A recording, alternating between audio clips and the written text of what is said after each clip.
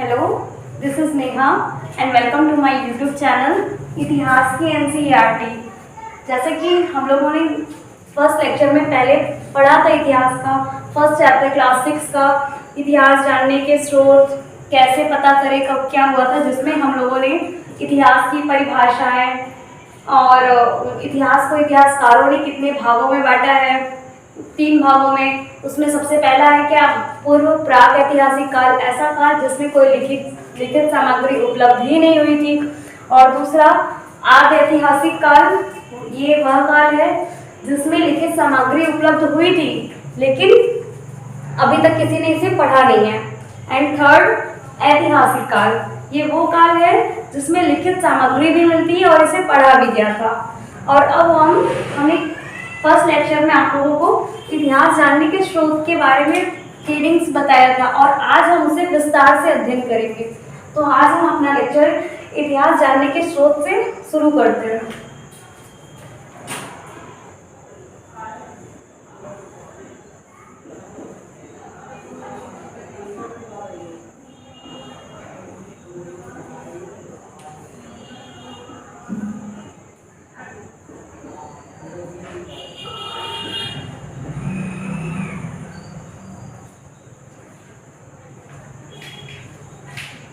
हम कैसे पता करेंगे कि इतिहास की जानकारी हमें कहाँ से मिल रही है, इसकी क्या स्रोत है, आज हम उसी के बारे में विस्तार से अध्ययन करेंगे।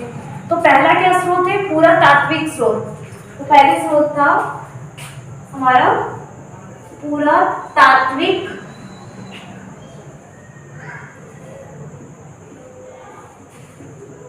पहला स्रोत है हमारा पुरातात्विक स्रोत। पुरातात्विक स्रोत के अंतर्गत 2 स्रोत दिए गए हैं। उसमें से पहला है अभिलेख और दूसरा है सिक्के एवं मुहरे। तो पहला स्रोत हम लिखेंगे अभिलेख।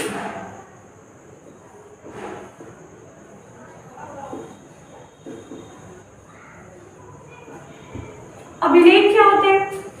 अभिलेख जिसे हम पत्थरों पे, चट्टानों पे लिखते हैं उसे अभिलेख कहते हैं। पहले के समय में जैसे अशोक का एक लुम्बिनी अभिलेख है जो लुम्बिनी नेपाल में प्राप्त हुआ है और इस अभिलेख में अशोक ने अपने उपज का 1/8वां भाग कर के रूप में लिया जाएगा, ऐसा उल्लेख किया है।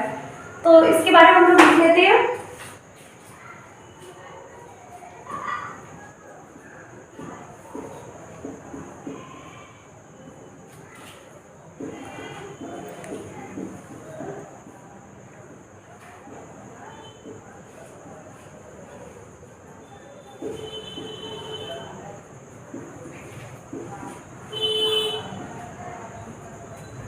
जो लुम्बिनी नेपाल से प्राप्त हुआ है।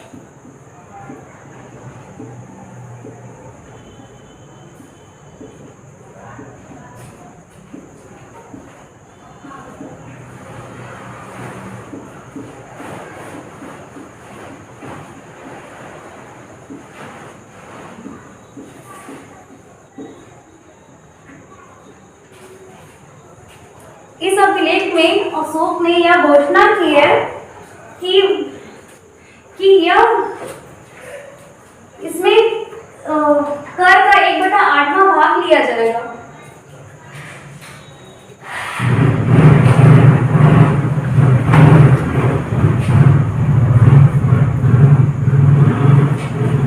इस अभिलेख में अशोक ने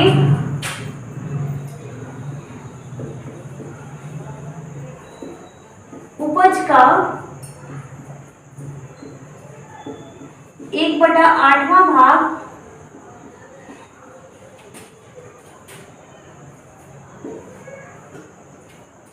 कर के रूप में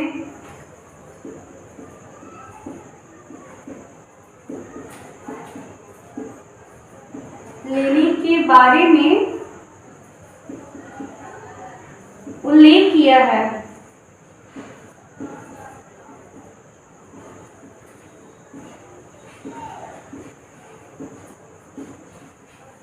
और ये अभिलेख प्रस्तर में उत्कीर्ण होने के कारण महत्वपूर्ण है।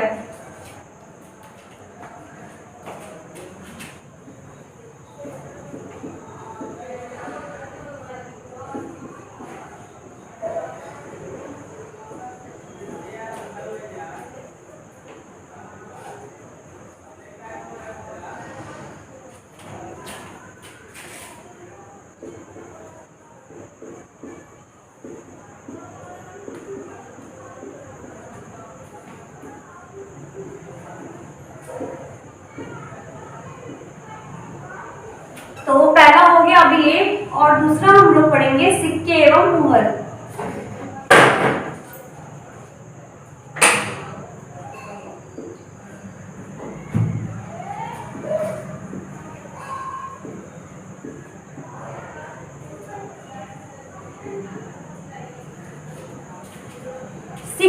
सिक्कों से हमें क्या पता चलता है?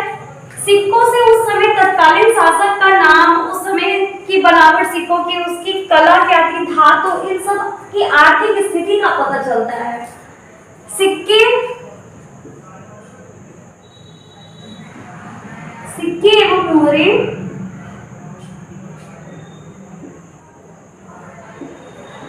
उस समय के शासक का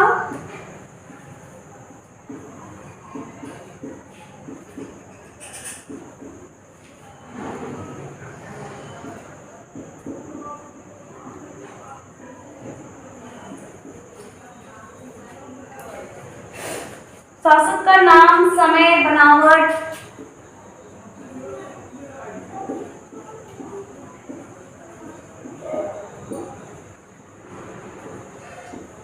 कला एवं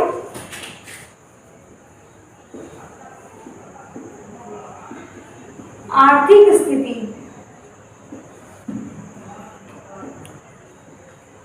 को दर्शाता है।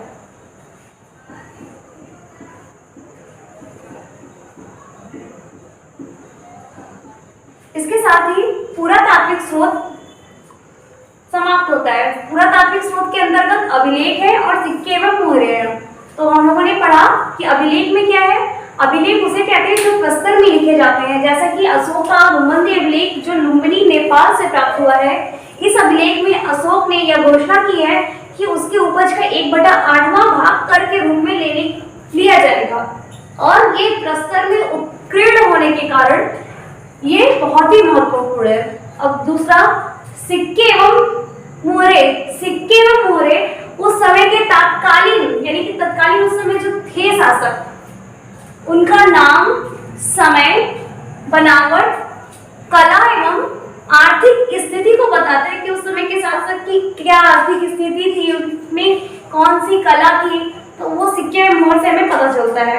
ऐसे ही हड़प्पा कालीन मोहरे मेसोपोटामिया से भी हमें प्राप्त हुई है।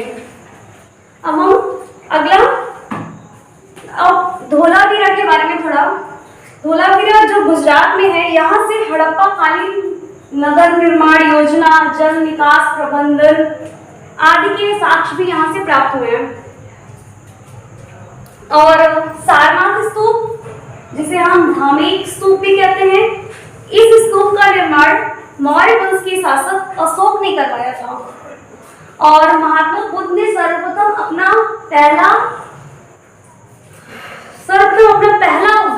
प्रथम उपदेश उत्तर प्रदेश में स्थित सारनाथ में दिया था।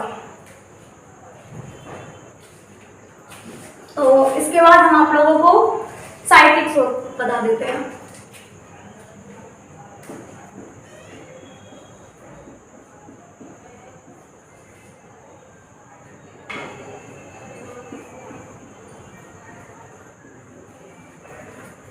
दूसरा तो साहित्यिक स्रोत क्या है? जैसे कि साहित्यिक स्रोत मतलब कि क्या है? किताबों में कुछ ताड़पत्रों, भोजपत्रों, ताम्रपत्रों, चमड़े एवं लकड़ियों की पट्टी, इन सब सारी चीजों में लिखित लेखों को साहित्यिक स्रोत के अंतर्गत रखा जाता है। तो हम इसको लिख लेते हैं, ताड़पत्रों, भोजपत्रों,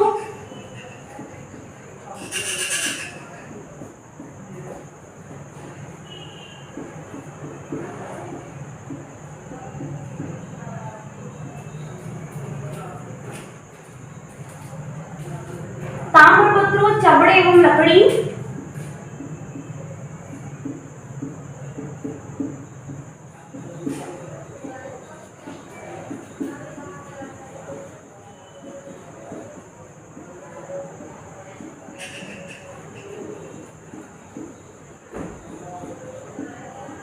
लकड़ी के पट्टे पर लिखे गए लेख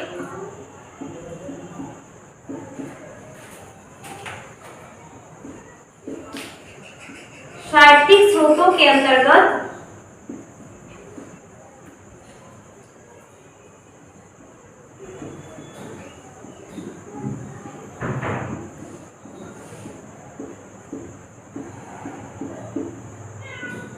रखे जाते हैं।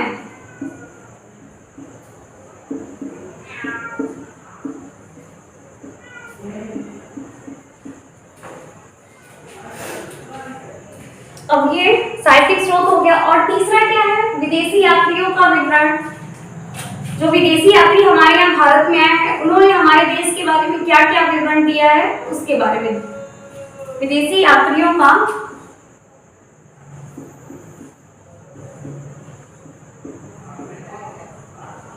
विवरण।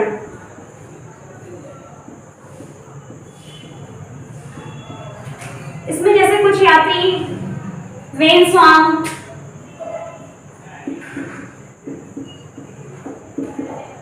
फायान,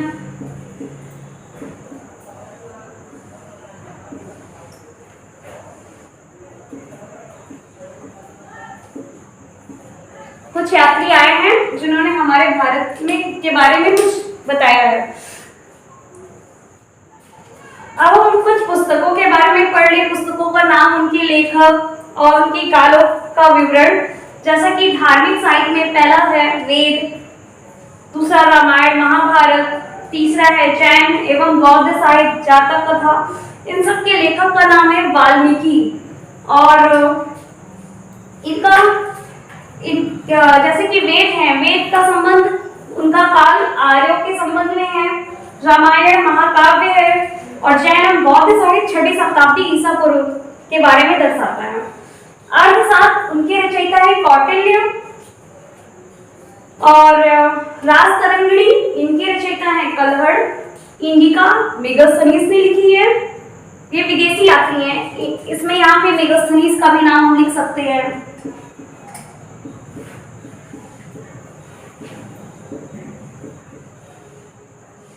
मेगास्थनीज हो गए। और हो गया। और ये जो इंडिका है, जिसे मेगास्थनीज ने लिखा है, ये चंद्रगुप्त मौर्यकालीन समाज की झलक को दर्शाता है। अब इसी तरह से ये हमारा पहला चैप्टर इतिहास जानने के स्रोत और हम कैसे जाने कि कब क्या हुआ था, ये समाप्त होता है। और एक बार हम इसी तरह से फिर से आप लोगों का रिवीजन करा देते हैं। इतिहास जानने के स्रोत आज हम पढ़ रहे थे, जिसमें पहला था पुरातात्विक स्रोत। पुरातात्विक स्रोत के अंतर्गत वे स्रोत आते हैं जैसे कि अभिलेख हो गए, सिक्के एवं मुहरे हो गए। अभिलेख के अंतर्गत, अभिलेख उसे कहते हैं जो प्रस्तर पे लिखे जाते हैं, पत्थर पे लिखे जाते हैं। तो जो अशोक का रोमन्दी अभिलेख है, जो लुम्बिनी नेपाल से लिया गया है, इस अभिलेख में अशोक ने उपज का 1/8वां भाग कर के रूप में लेने के बारे में उल्लेख किया है। और ये अभिलेख प्रस्तर यानी पत्थर होता है, पत्थर में उत्कीर्ण होने के कारण बहुत ही महत्वपूर्ण है। सेकंड, सिक्के व मोहरे। सिक्के उस समय जो तत्कालीन शासक होते थे, वो अपनी आर्थिक स्थिति के हिसाब से और अपनी कला, समय, बनावट, वो अपने अलग अलग शासक अलग अलग तरह के सिक्कों को ढलवाए।